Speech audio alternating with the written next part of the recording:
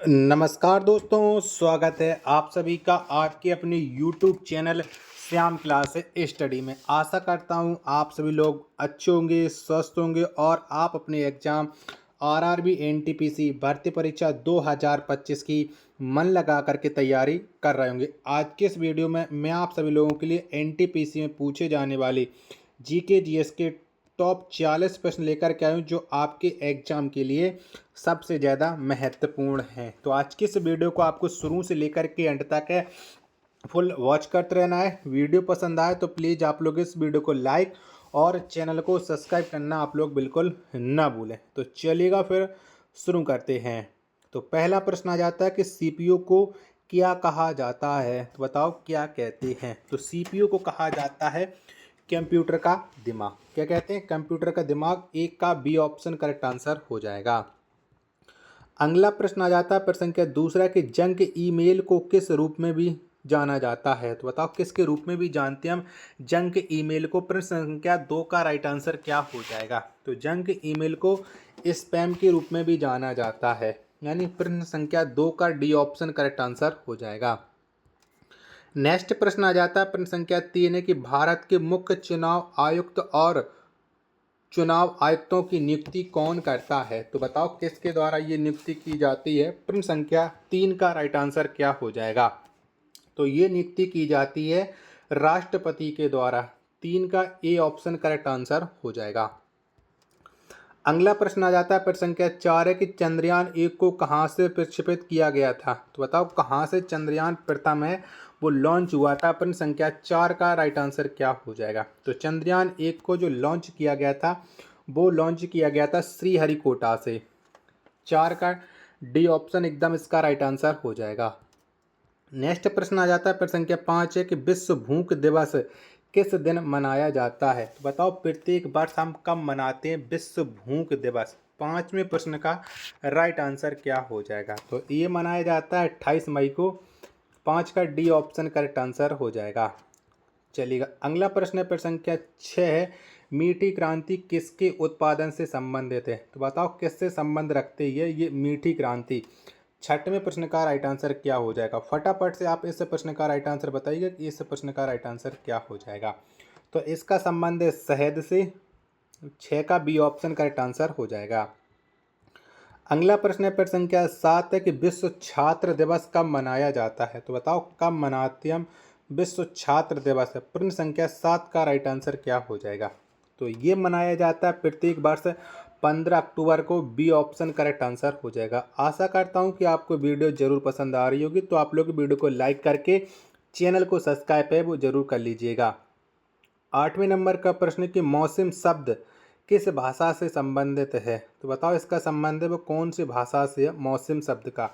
तो इसका संबंध है अरबी से। 8 का डी ऑप्शन करेक्ट आंसर हो जाएगा।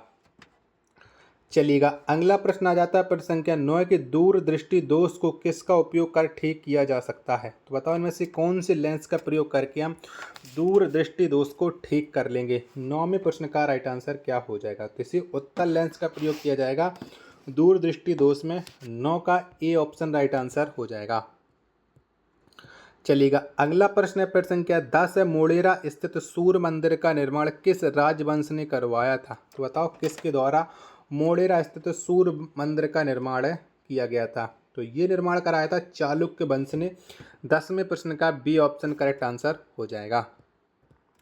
अगला प्रश्न आ जाता है प्रश्न संख्या 11 कि भारत ने पहली बार क्योटो प्रोटोकॉल पर हस्ताक्षर कब किए। तो बताओ कब करे थे। तो भारत ने पहली बार जो क्योटो प्रोटोकॉल इस पर जो हस्ताक्षर किए थे वो अगस्त 2002 में किए थे। 11 का सी ऑप्शन करेक्ट आंसर हो जाएगा।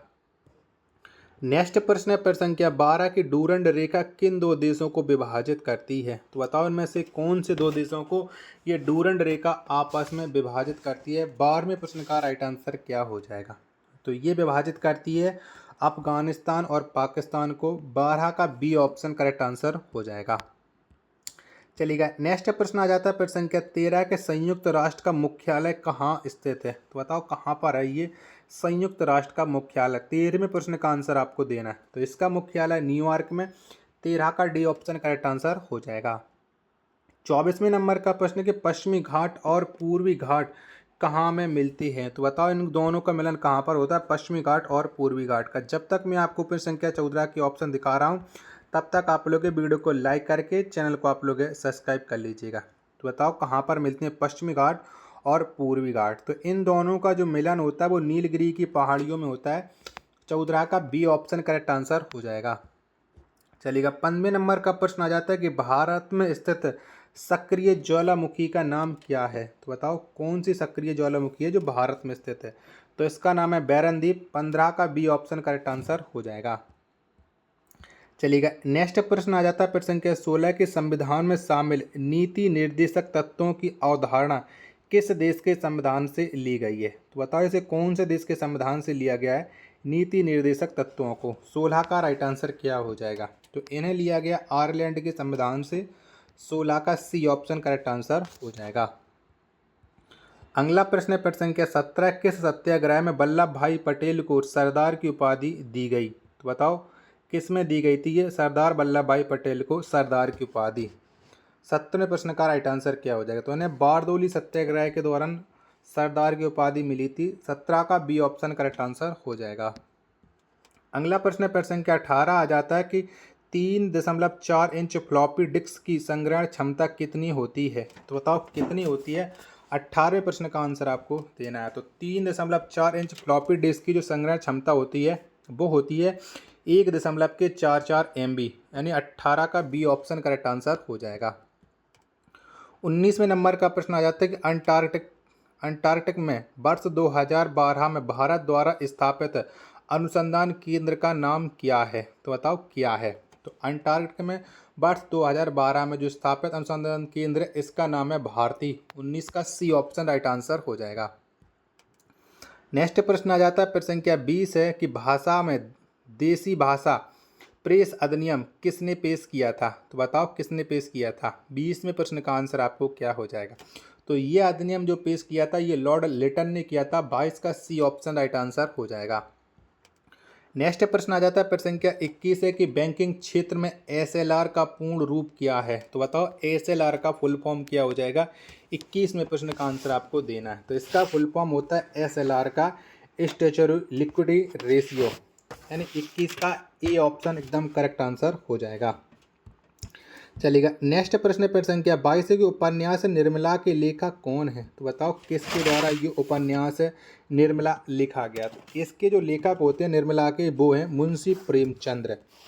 कौन है? मुंशी प्रेमचंद्र। 22 का डी ऑप्शन करेक्ट आंसर हो जाएगा। वीडियो पसंद आ रही होगी तो प्लीज़ वीडियो को लाइक और चैनल को आप लोग सब्सक्राइब करना बिल्कुल न भूलें। 23वें नंबर का प्रश्न है कि फॉरबिडन सिटी कहाँ स्थित है? तो बताओ कौन से देश में ये फॉरबिडन सिटी स्थित है? 23वें प्रश्न का राइट आंसर क्या हो जाएगा? तो ये स्थित है चीन में। डी ऑप्शन राइट आंसर हो जाएगा।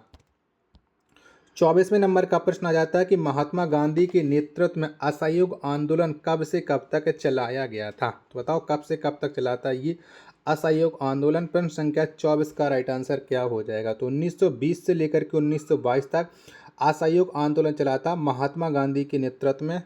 24 का डी ऑप्शन करेक्ट आंसर हो जाएगा।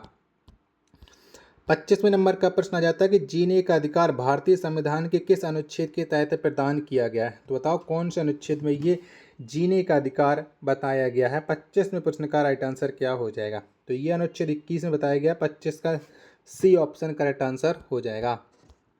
26वें नंबर का प्रश्न आ जाता है कि प्रांतीय स्वायत्तता को भारत सरकार अधिनियम ... के तहत वर्णित किया गया है। तो बताओ इसे किसके तहत वर्णित किया गया है? 26वें प्रश्न का आंसर आपको बताना है।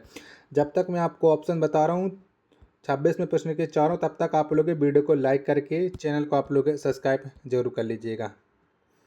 चलिएगा तो बताओ 26वें प्रश्न का राइट आंसर क्या हो जाएगा? क्योंकि 26वां प्रश्न था प्रांतीय स्वायत्तता को भारत सरकार अधिनियम ... के तहत वर्णित किया गया। तो इसे कौन से अधिनियम के तहत वर्णित किया गया था? तो इसे 1935 के तहत वर्णित किया गया था। 26 का बी ऑप्शन करेक्ट आंसर हो जाएगा। 27वें नंबर का प्रश्न आ जाता है निम्नलिखित में से कौन जीवधारियों के वर्गीकरण की मूल इकाई है? तो बताओ इनमें से कौन है? तो जीवधारियों के जो वर्गीकरण की मूल इकाई होती है वो होती है जाति। 27 का सी ऑप्शन राइट आंसर हो जाएगा। 28वें नंबर का प्रश्न है कि टाटा आयरन स्टील कंपनी का निगमन किस वर्ष हुआ था? तो बताओ कब हुआ था इस कंपनी का निगमन? टाटा आयरन स्टील का 28 का राइट आंसर। तो ये किया गया था 1907 में। 28 का डी ऑप्शन करेक्ट आंसर हो जाएगा। 29वें नंबर का प्रश्न है खालसा सेना का सैन्य कमांडर बंदा सिंह बहादुर किस वर्ष शहीद हुए थे? तो बताओ ये कब शहीद हो गए थे बंदा सिंह बहादुर? तो ये जो शहीद हो गए थे वो हो गए थे शहीद 29 जुलाई को, यानी 29 का डी ऑप्शन करेक्ट आंसर हो जाएगा। प्रश्न संख्या 30 आ जाता है कि अकबर के शासन में राजस्व मंत्री कौन थे? तो बताओ कौन थे अकबर के समय?